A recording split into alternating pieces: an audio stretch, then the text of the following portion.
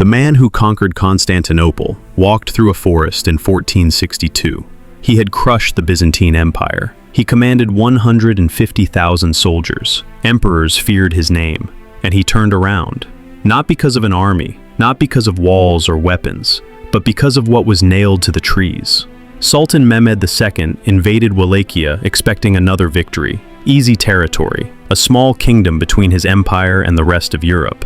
The ruler there, Vlad III, had maybe 30,000 men. No chance. Everyone knew how this would end. But when Mehmed's army reached the capital city of Targovishte, they found something waiting for them, something that changed war forever. 20,000 corpses, impaled on wooden stakes, arranged in perfect rows stretching for miles. This is the story of the forest that broke an empire. Mehmed II earned his reputation young. At 21 years old, he did what generations of sultans couldn't. He took Constantinople, the city that had stood for over 1,000 years, the walls that never fell. He brought cannons so large they required 60 oxen to move. He built a navy overnight. He commanded 80,000 men against 7,000 defenders. Constantinople fell in 1453. The shockwave went through Europe like lightning. The Byzantine Empire, the last remnant of Rome, was gone. Mehmed wasn't just a sultan, he was a conqueror of legend. After Constantinople, he didn't stop. Serbia, Bosnia, Greece, one by one, Christian kingdoms collapsed. His army was a machine, disciplined, massive, unstoppable. By 1462, Mehmed had his eyes on Wallachia, a small principality north of the Danube River, strategically valuable. It sat between the Ottoman Empire and Hungary. If Mehmed controlled it, nothing stood between him and Central Europe. The ruler there was a problem though. Vlad III, also called Vlad Dracula, meaning son of the dragon. Some called him Vlad Tepes, Vlad the Impaler. Mehmed knew him personally. Years earlier, Vlad had been a hostage in the Ottoman court, a political prisoner, traded by his own father to keep peace. Mehmed and Vlad were boys together in the Sultan's palace. But Vlad wasn't a friend. He was cold, distant. He learned Ottoman tactics, he studied their weaknesses, and he waited. When Vlad finally returned to Wallachia and took the throne, he stopped paying tribute to the Ottomans. Then he killed Ottoman envoys. Then he started raiding Ottoman territories across the Danube. Mehmed had tolerated disobedience before, but this was personal. In 1462, he assembled an army of 150,000 men. Cavalry, janissaries, artillery, the same force that crushed Constantinople. Vlad had 30,000 soldiers at most, maybe less. On paper, this wasn't a war, it was an execution. Mehmed crossed the Danube in June 1462. His army moved north toward Targovishte, the Wallachian capital. Scouts reported no resistance. Villages were empty, fields were burned. Vlad was running. Mehmed expected this. Small kingdoms always fled. They'd find him hiding in the mountains. They'd drag him back in chains, standard procedure. But something felt wrong. The land was too quiet. No refugees, no soldiers, just ash and silence. Then, on the night of June 17th, Mehmed's camp exploded into chaos.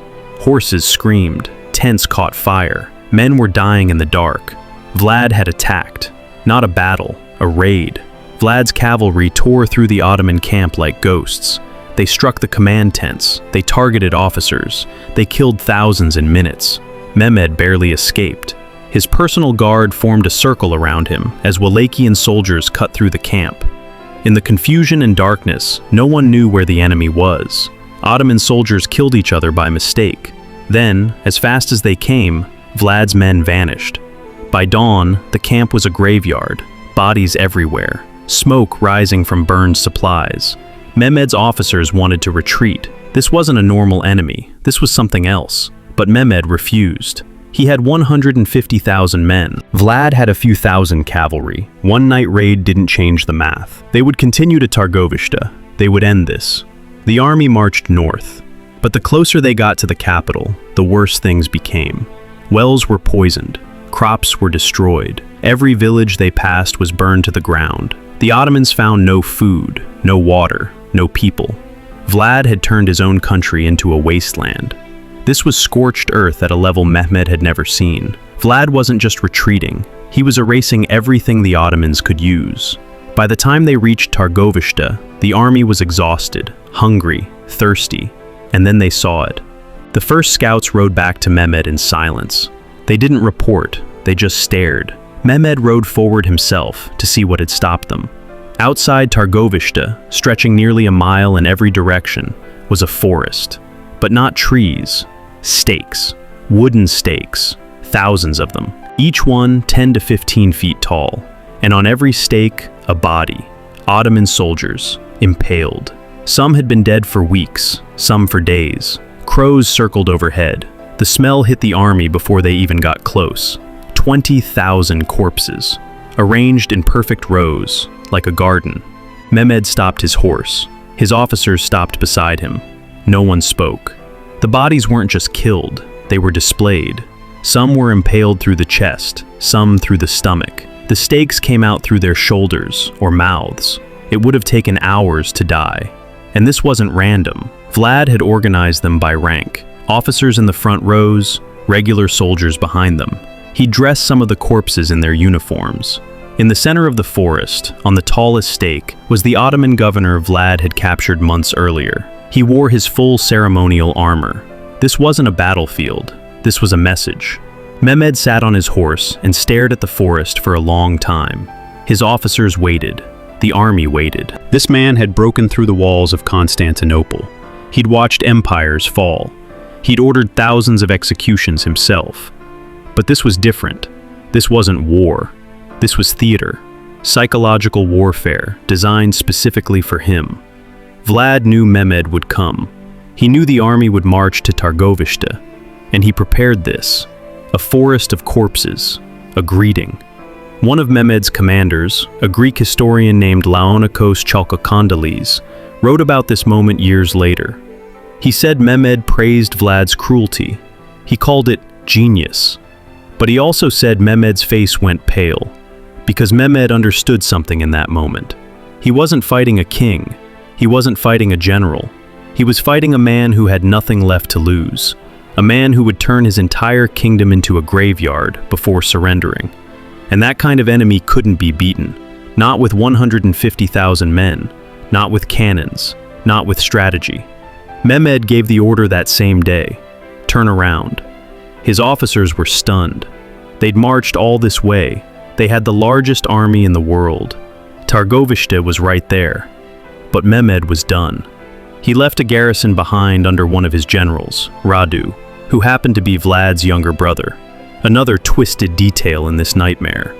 Then, Mehmed took the bulk of his army and marched back to Ottoman territory. The man who conquered Constantinople retreated from Wallachia. Not because he lost a battle. He never fought one. He retreated because Vlad made him understand the cost of winning. To defeat Vlad, Mehmed would have to chase him through a burned country. Every step north would stretch supply lines. Every day would cost more men to starvation and disease than to combat. And even if they caught Vlad, what then? He'd already proven he'd kill everyone, burn everything, impale prisoners by the thousands. There was no victory here, only blood. So, Mehmed left. Officially, the Ottomans claimed success. They installed Vlad's brother Radu as the new ruler. They said Vlad was defeated. But everyone knew the truth. The Sultan had blinked first. Vlad didn't celebrate. He'd stopped an empire, but he'd destroyed his own kingdom to do it. Wallachia was ash. The population was decimated. His own people starved because of the scorched-earth tactics. And the corpse forest became his legacy. Stories spread across Europe. Some called him a hero who stopped the Ottomans. Others called him a monster, worse than the enemy. The truth was probably both. Vlad ruled for a few more years before his enemies finally caught up with him. In 1476, he died in battle. His head was cut off and sent to Constantinople as proof. Mehmed displayed it on a stake. Even in death, Vlad was impaled. But here's what matters. That forest of 20,000 corpses didn't just stop one invasion. It changed how people thought about war. Vlad proved that terror could be a weapon as powerful as any army. That psychological warfare could defeat superior numbers. He made an empire flinch. And the cost was his humanity. But this story gets darker. Because Vlad didn't invent impalement. He learned it from the Ottomans during his years as a hostage. They taught him, and he perfected it. If you enjoy stories like these, hit the subscribe button so you don't miss the next one I drop. And tell me where you're watching from. I'd love to connect with you. The forest outside Targovishte rotted for months. Local accounts say the stake stood for over a year. The corpses eventually fell apart, bones scattered into the soil, but the image never left. Mehmed went on to conquer more territory. He never spoke publicly about Wallachia again. Vlad's name, though, lived forever. Centuries later, an Irish writer named Bram Stoker used Vlad's reputation to create the most famous vampire in history, Dracula, a creature that drinks blood and lives forever. It's fiction, but the fear was real. Because Vlad did something worse than killing 20,000 men. He made death into art.